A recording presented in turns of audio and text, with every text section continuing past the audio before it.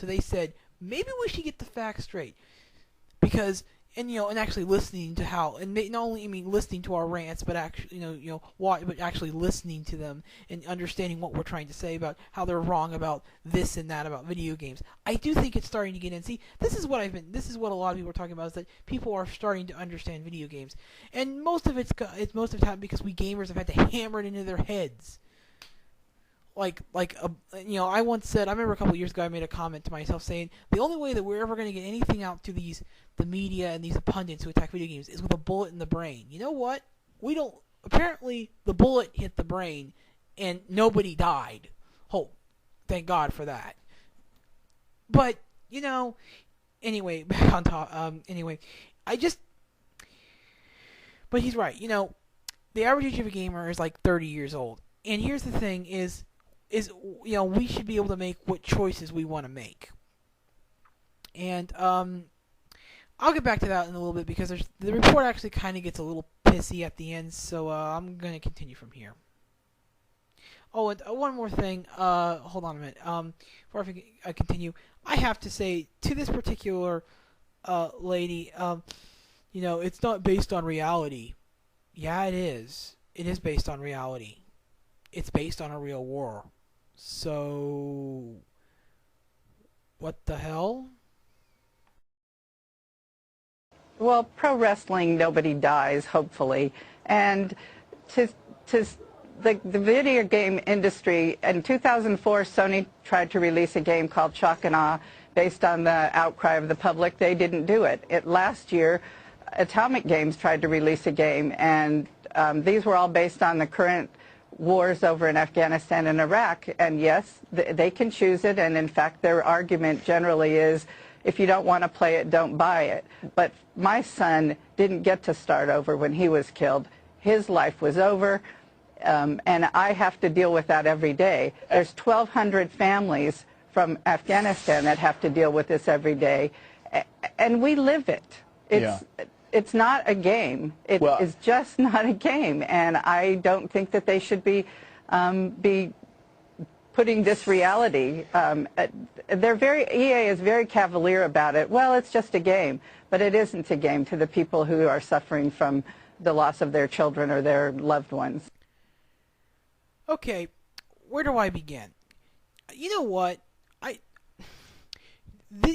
This woman is trying to use, and don't get me wrong, it is very distressful to lose a child or lose a loved one. Now, I've never been through that, so I can't really share the pain, because I know some people will say, well, if you've never lost a loved one or a child that you brought into this world, it's very painful. I have to agree on that, and I've never really lost anyone I was close enough to, or if I did, I was too young to understand it. But to try and use the death of your son as a way to take away our rights and say that we're disrespecting him by playing this game, I have two words for you. Fuck you. Seriously, fuck you. I don't seem to get it. People are always, when it comes to video game controversy, people love to use the tragedies of all the terrible things in this world to try and say as a way to attack video games. And then when we try to say, well, Jack Thompson once said, people like to say video games do not kill people. Well, why don't you go say that to the parents of 32 dead people who died, to the parents of 32 dead children at Virginia Tech? I will tell them that video game didn't kill their son, because it didn't kill their sons and daughters. It was a lunatic with a mental disorder. I don't seem to understand. That's what we try to do in this country, or even in this world. We try to use these terrible tragedies or the conflicts and the wars that go on in our world as a way to try. We try to use them. We try to take them and use them as a way and hide behind them to try and say why we shouldn't have certain video games or certain movies based on certain events. We try to hide behind them and say this is why we shouldn't have this video game because people are dying. Or we shouldn't have this movie because it's based on events of a war that's actually happening. You know what? It's bullshit, okay? It's fiction, alright? And like I said, there are soldiers who... This game was worked on by soldiers who fought in this war. and they are playing it and they're loving it. Well, probably not. This game actually wasn't that good. They're probably really playing Black Ops, which kicked ass. Um, but my point is that what do you got to say to the soldiers who fought in this war, who are avid gamers who are playing this game? What's your word to them? Are you going to disrespect them too? And say something like, "Well, those soldiers aren't proper soldiers."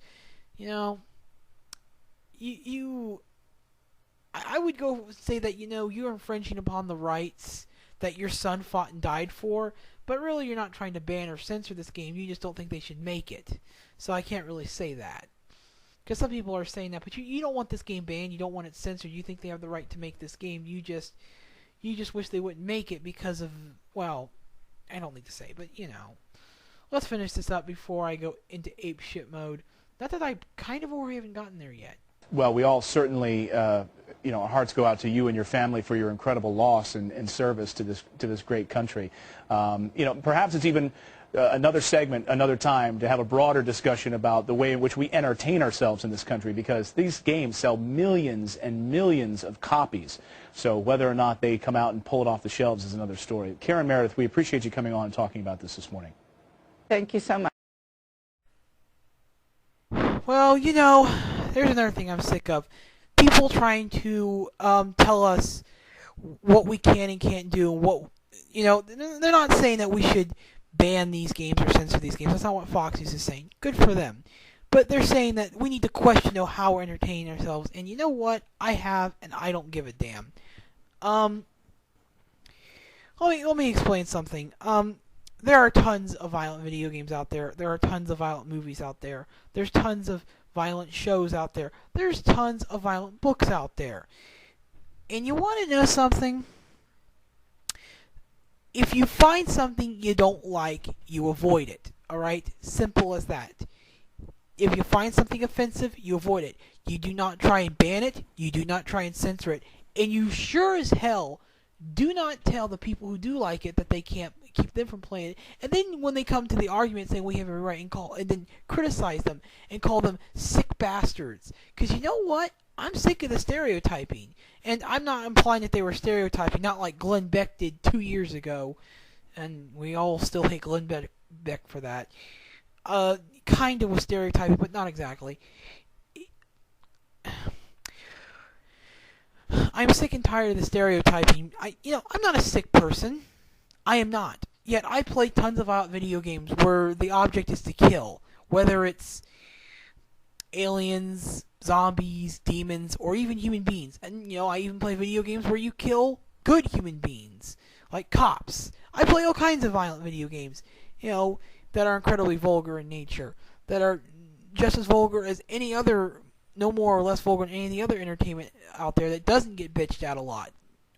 They're like, no one bitches about movies. Okay, you have those conservative watchdog groups, but those people are insane and no one listens to them anyway. Except for insane people. But, I am sick of, and you sit there and say, we really should talk about how we should really have a broad discussion of how we entertain ourselves. Well, that's great for you, but if you think we gamers are going to get together and listen to your bullshit, we're not. We're going to play this game, and if you're going to sit there and call us sick bastards, like I said, I got 2 words for you. Fuck you, alright? I'm sick and tired of the intense stereotyping in this country of gamers. I seriously am. Stereotyping is wrong in any form or fashion, whether it's video games, politics, religion, whatever. It's bad. It's okay to use it in the form of parodying if you're not being serious, but when you take those stereotypes and you strongly believe them, then we have a problem, and that's the problem. Is I'm sick and tired of gamer stereotypes. It needs to stop, and the media is only making it worse, people. I'm not a sick person. It's hard to convince these people that we're not, but you know what? I am just sick of it. I will say this report wasn't as bad as their previous ones. In fact, they're probably the most insulting because of some of the things that the news anchor said, showing that Fox News is probably growing some balls. Good for them. But we still have a long way to go, fellow gamers, until we kill controversy. I have a feeling that for as long as we are alive, we will never be able to stop. We will never see controversy for video games stop. Will it stop? Yeah, it will. every year the population of the gamers grows, and it will come to a day when everyone will play video games and no one will bitch about them. You'll still have, I mean, there will be some people, like you're always going to have your Jack Thompsons, but there will come a day when the news and media will shut up about video games, because who's going to be running those news and media? Well, it's going to be us, the gamers, and we're not going to bitch about a video game that we like. And another thing, I'm a proud video gamer. A very proud video gamer. I love playing video games. To me, video games are not a hobby, but a way of life. And I will play whatever I want to play, and I will do whatever I want to do when it comes to gaming, and I will not let anyone stop me, whether it's the media or the country. I will always find a way to play a game. If a game comes out and somehow, some way, America will not let us have it, I will find a way to get it. Because I'll tell you what, you, the country, the people, the people in this country who are anti-video game, are never going to stop me. And that's all I have to say.